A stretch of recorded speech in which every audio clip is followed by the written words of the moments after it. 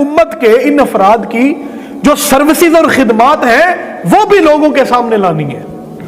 امام زین العابدین رضی اللہ تعالیٰ عنہ نے اپنی شہادت سے قبل اپنے بیٹے کو ایک صندوق دیا تھا۔ ظاہر سی بات ہے اس میں قیمتی چیزیں ہوں گی۔ جس طرح ہمیں موقع ملے، ہمیں پتہ ہو کہ ہم نے دنیا سے چلے جانا ہے، تو باپ اپنی اولاد کو بلائے گا اور کہے گا بیٹا وہ یہ چابیاں ہیں، یہ فلاں تجوری کی چابیاں ہیں، اس کے اندر اتنا سونا پڑا ہے، اتنی چاندی پڑی ہے، اتنا پیسہ پڑا ہے، فلاں فلاں زمینوں کے یہ کاغذات پڑے ہیں، تم لے لینا۔ اور یہ بات یاد رکھیں، انسان اسی شے کی قدر و منزلت کو پہچانتا ہے یا اسی شے کی وہ زیادہ حفاظت کرتا ہے جس سے وہ زیادہ پیار کرتا ہوتا ہے۔ مجھے بتائیں، ہم لوگوں نے اپنا سارا پیسہ، دنیا کا مال، سونا چاندی بڑا سنبھال کے نہیں رکھا ہوتا۔ کہنے کا مقصد یہ ہے کیونکہ ہماری محبت اس سے زیادہ ہے، اس لیے ہم نے وہ سنبھال کے رکھا ہے۔ تو اب آؤ نا ذرا امام زین العابدین کو بھی دیکھتے ہیں، کتنا سونا سنبھالا ہوگا، کتنی چاندی سنبھالی ہوگی۔ اپنے بیٹے کو آخر میں وہ صندوق دیا اور کہا بیٹا میری ساری زندگی کی کمائی جو ہے وہ اس صندوق کے اندر ہے، اس باکس کے اندر ہے، اور یہ میں تمہارے حوالے کر کے جا رہا ہوں، اس کی حفاظت کرنا۔ جب حضرت امام محمد باقر نے اس صندوق کو کھولا نا تو اس کے اندر کوئی سونا تھا، کوئی چاندی تھی، کوئی زمینوں کے کاغذات تھے؟ نہیں، اس کے اندر تھا تو محمد عربی کی حدیث یا فقہ کے مسائل تھے۔ آپ نے فرمایا بیٹا یہ میری ساری زندگی کا اثاثہ ہے جو ہم تک پہنچا ہے، کریم آقا کی احادیث، فقہ کے بہت سارے مسائل، اس طرح کی چیزیں تھیں۔ کہا بیٹا اب یہ مجھ تک پہنچا تھا، اب میں تمہیں دے کے جا رہا ہوں، تم ہی اس کے وارث ہو۔ یعنی کہ ان کے ہاں خزانہ بھی دیکھے کیا ہے، علم ہے۔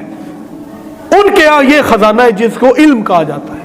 امام محمد باقر کی تعلیمات آپ کے سامنے رکھ رہا ہوں، اور پھر پوری زندگی حضرت امام محمد باقر نے درس حدیث دیا ہے، پوری زندگی جہاں بیٹھ جاتے تھے آقا محمد عربی کی حدیث کا درس دینا شروع کر دیتے۔ اس سے بڑی کوئی اور بات ہو سکتی؟ کتنی مرویات ہیں جو حضرت امام محمد باقر نے جن کو کوٹ کیا ہے، بلکہ ایک میں آپ کو سنا دیتا ہوں۔ امام جعفر صادق کہتے ہیں جو حضرت امام محمد باقر کے بیٹے ہیں، وہ کہتے ہیں کہ میں نے اپنے ابا جان سے سنا ہے، اور وہ کہتے ہیں کہ میں نے اپنے ابا جان سے سنا ہے، یعنی کہ حضرت امام زین العابدین سے۔ کیا سنا ہے؟ وہ کہتا ہے یہ سنا ہے کہ ایک بندہ آ گیا حضرت امام زین العابدین کے پاس، اور وہ آ کے کہنے لگا یہ حضرت ابو بکر کو لوگ سچا کہتے ہیں، یہ کیا کہتے ہیں؟ اس کے اوپر امام زین العابدین نے کیا ارشاد فرمایا؟ آپ نے فرمایا بدبخت ابو بکر کی عظمت کا حال یہ ہے، صرف لوگ سچا نہیں کہتے، سارے کے سارے صحابہ بھی سچا کہتے ہیں، اور خود ہمارے آقا محمد عربی بھی ابو بکر کو سچا ہی کہتے ہیں۔ یہ اہل بیت کے افراد کی صحابہ سے محبت ہے، اور بالخصوص شیخین سے، حضرت ابو بکر سے، حضرت فاروق اعظم رضی اللہ تعالیٰ عنہ سے۔ فرمایا صرف ہم نہیں کہتے، سارے صحابہ بھی کہتے تھے، اور ہمارے آقا محمد عربی یہی کہتے تھے کہ ابو بکر سچا ہے۔ تو پھر کہا یہ بات یاد رکھ، دنیا اور آخرت میں اگر ابو بکر کو سچا نہیں نہ جانے گا، یہ اہل بیت کے امام کا فتویٰ ہے، یہ حضرت امام حسین کے پتر کا فتویٰ ہے جو آپ کو سنانے لگا ہوں۔ دیکھیں نا، حضرت امام حسین کا بیٹا ہو اور شان ابو بکر بیان کر رہا ہو، شان فاروق اعظم بیان کر رہا ہو۔ آپ نے خود ارشاد فرمایا، آپ نے فرمایا جو ابو بکر کو سچا نہیں مانے گا، جو بھی ہوگا، جو ابو بکر کو سچا نہیں مانے گا، اس دنیا میں بھی آخرت میں بھی اللہ تبارک و تعالیٰ کے سامنے خود کو سچا ثابت نہیں کر پائے گا۔ پھر فرمایا جا، چلا جا، اور جا کر ابو بکر سے بھی محبت کر اور حضرت فاروق اعظم سے بھی محبت کر۔ تو یہ صحابہ کرام سے محبت اہل بیت کا ہی وتیرہ رہا ہے کہ وہ محبت کرتے تھے۔ اصل فیض تو یہ ہے کہ ساری زندگی دین اسلام کی تبلیغ، اور پھر کئی احادیث آپ سے مروی ہیں، یعنی کہ آپ حدیث کے بھی بہت بڑے امام ہیں، آپ علم نحو کے، علم تفسیر کے، یہ غریب القرآن کے، حدیث کے، فقہ کے آپ بہت بڑے اماموں میں سے تھے۔ اور حضرت امام باقر کا جو علمی قد کاٹ تھا، یہ ایک مرتبہ دمشق میں ایک عیسائی عالم آیا نا، بہت بڑا پادری تھا، اس نے وہاں کی تقریر کرنی تھی، تو حضرت امام محمد باقر بھی چلے گئے۔ جب وہ مجمع میں آیا، ہزاروں کا مجمع تھا، اس نے نظر دوڑائی نا سامعین کی طرف تو اس کی نظر علی کے اس بیٹے کے اوپر بھی پڑ گئی. اور جب اس نے چہرہ دیکھا نا، چہرہ دیکھتے ساتھ، کیونکہ وہ ایک نور تھا اور اللہ نے اہل بیت کو ویسے ہی کیونکہ ایک مقام اور مرتبہ الگ عطا کیا ہوا ہے، تو وہ نور ظاہری سی بات ہے وہ چہرے پہ جھلک رہا ہوگا. وہ فیض جو تھا وہ روحانی فیض، ظاہری باطنی ہر قسم کا جو فیض تھا. تو جب پادری نے نظر دوڑائی نا تو مجمع کے اندر جب حضرت امام محمد باقر پہ نظر پڑی نا تو پہلا سوال ہی یہ کرتا ہے، یہ بتا تو عیسائی ہے کہ مسلمان ہے؟ تو آپ نے کیا ارشاد فرمایا؟ آپ نے فرمایا الحمدللہ میں مسلمان ہوں. یہ بھی ایک جرأت و بہادری ہے کہ آپ جو ہے اظہار کرتے ہیں غیروں کی مجلس میں جا کے. آپ نے فرمایا الحمدللہ میں مسلمان ہوں. اچھا پھر آگے سوال کرتا ہے، اچھا یہ بتائیے کہ آپ عالم ہیں یا نادانوں میں سے ہیں؟ تو آپ نے آگے سے جواب دیا میں نادانوں میں سے نہیں ہوں. یہ نہیں کہا کہ میں عالم ہوں، یعنی کہ اس قدر عاجزی اور انکساری ہے امام محمد باقر کی، اور یہ حضرت امام جعفر صادق کے والد محترم ہے. یہ عاجزی اور انکساری ہے. یہ نہیں کہا کہ میں عالم ہوں. آج دو لفظ نہیں آتے، لوگ کہتے ہیں ساڑھے تو بڑا مولوی کوئی نہیں، ہم سے بڑا تو عالم کوئی نہیں، ہم بڑا کچھ جانتے ہیں. تو دیکھیں نا جن کے گھر کا علم ہے وہ کیا کہتے ہیں. اس نے پوچھا نادان ہو کہ عالم ہو؟ آپ نے فرمایا میں نادانوں میں سے نہیں ہوں.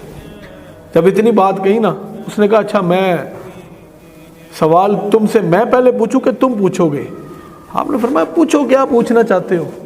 تو کہنے لگا اچھا یہ بتائیں جنت کے اندر آپ مسلمان یہ کلیم کرتے ہیں اور آپ کہتے ہیں کہ جنت کے اندر غلاظت تو نہیں ہوگی، اور جنت کے اندر طرح طرح کی نعمتوں کا بھی آپ کے قرآن میں اور احادیث میں ذکر آیا ہے. تو جب ظاہری سی بات ہے کوئی شے کھائیں گے تو اس کا اخراج تو ہونا ہی ہونا ہوتا ہے.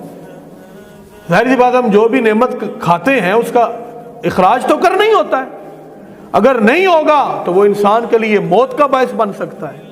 تو اس نے کہا ذرا مجھے اس بات کا جواب دے نا عقلی طور پہ کہ یہ کیسے ہو سکتا ہے کہ جنت میں اہل جنت اللہ کی نعمتیں کھاتے بھی جائیں گے اور وہاں پہ فضلے نام کی کوئی شے بھی نہیں ہوگی. آپ نے کیا ارشاد فرمایا؟ آپ نے فرمایا یہ جو ماں کے پیٹ میں بچہ پیدا ہوتا ہے، جب بنتا ہے، جب بچہ ماں کے پیٹ میں جاتا ہے اور جب وہاں پہ اس کی بچے کی جو ہے وہ پیدائش ہو جاتی ہے اور سب سے پہلے وہ خون کا لوتھڑا بنتا ہے اپنے باپ کی پشت سے، جب ماں کے رحم میں جاتا ہے بچہ سب سے پہلے جا کے خون کا لوتھڑا بنتا ہے. صرف ایک خوراک کی نالی ہوتی ہے جس سے اس کو خوراک ملتی ہے، بتا اس کا فضلہ کہاں ہوتا ہے؟ یہ امام جعفر صادق امام محمد باقر نے یہ اسے سائے سے کہا. جب اتنی بات اس نے سنی نا تو وہ کہتا تم نے تو کہا تھا میں عالم نہیں ہوں. آپ نے کہا میں اب بھی کہتا ہوں، میں نے یہ نہیں کہا تھا میں عالم نہیں ہوں، میں نے یہ کہا تھا کہ میں نادانوں میں سے نہیں ہوں. پھر بھی یہ اس بات کا اظہار نہیں کیا مجھے اللہ نے بہت علم دیا، اور یہی عاجزی اور انکساری ہوتی ہے. آپ نے فرمایا کہ میں نادانوں میں سے نہیں ہوں، میں نے تمہیں یہ کہا تھا. اچھا کہتا ہے پھر حدیث میں یہ بھی آتا ہے کہ جنت کے اندر جو اللہ کی نعمتیں ہوں گی وہ کبھی ختم نہیں ہوں گی. تو یہ کیسے ہو سکتا ہے؟ ایک چیز جو ہے جس طرح میرے پاس ٹیشو کا ڈبہ پڑا ہے، یہ اس جمعے پہ غالباً پھر تبدیل کر دیا گیا ہے کیونکہ ظاہر سی بات ہے ٹیشو استعمال کر کے ختم ہو گئے ہوں گے. تو یہی ہوتا ہے کوئی چیز استعمال کی جائے، کوئی چیز کھائی جائے تو وہ ختم ہو جاتی ہے. اور تم لوگ یہ کہتے ہو، مسلمانوں کا کلیم یہ ہے کہ تم لوگ جو ہے جنت کے اندر اہل جنت جو بھی کھاتے رہیں گے اللہ نعمتیں دے گا وہ کبھی ختم نہیں ہوں گی. تو یہ کیسے ممکن ہے؟ اس کی کوئی عقلی دلیل دو. آپ نے فرمایا مجھے یہ بتا 20 چراغ پڑے ہوں اور ایک چراغ جل رہا ہو، اسی ایک چراغ کا ایک شعلہ لے کر ان 20 چراغوں کو جلا دیا جائے تو مجھے یہ بتا وہ پہلے چراغ میں کوئی کمی ہوئی ہے؟ اس کے شعلے میں کوئی کمی آئی ہے؟ کہتا ہے نہیں. تو آپ نے فرمایا پھر سمجھ جانا اسی طرح اللہ کی نعمتوں میں بھی کوئی کمی نہیں آئے گی.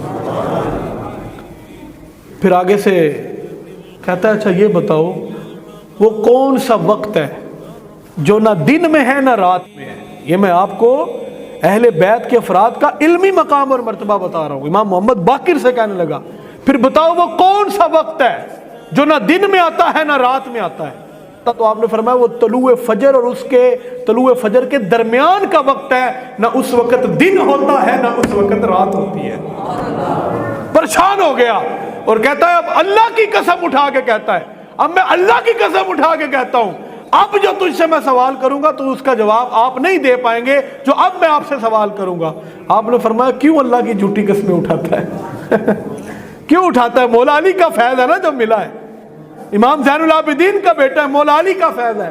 پھر اس نے حضرت عزیر علیہ السلام کے بارے میں ایک سوال کیا، تو اس طرح جب وہ لاجواب ہو گیا تو پھر وہاں سے بھاگ نکلا یہ کہتے ہوئے کہ تم لوگوں نے میرے ساتھ اچھا نہیں کیا، آج کے بعد کبھی بھی میں اس سرزمین پر جو ہے قدم نہیں رکھوں گا۔ تم نے یہاں پر تو اتنے بڑے عالم جو ہیں وہ اس سرزمین کے اوپر رہتے ہیں، ادھر ہمارا کیا کام ہے؟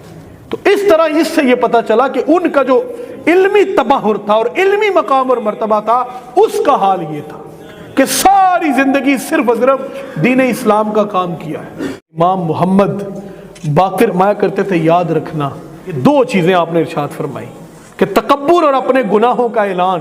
یہ بہت سارے لوگوں کو یہ بیماری ہوتی ہے کہ ایک تو وہ گناہ کر لیتے ہیں پھر اس کو لوگوں کو بتاتے ہیں فخر کے ساتھ، میں نے یہ فلاں گناہ کیا، فلاں موقع پر ہم نے جی شراب پی لی تھی، فلاں موقع پر جی ہم نے یہ برا کام کر لیا تھا۔ یہ جو اپنا خود تسلیم کرنا زبان سے لوگوں کو بتانا ہے نا، یہ بہت بڑی ڈھٹائی کا کام ہے، یہ اللہ کو پسند نہیں ہے۔ ویسے بھی پہلے اس گناہ کو آپ خود جانتے تھے، اب آپ نے خود ہی لوگوں کو بھی اس کا گواہ بنا دیا، اس سے بڑی بیوقوفی کوئی ہے؟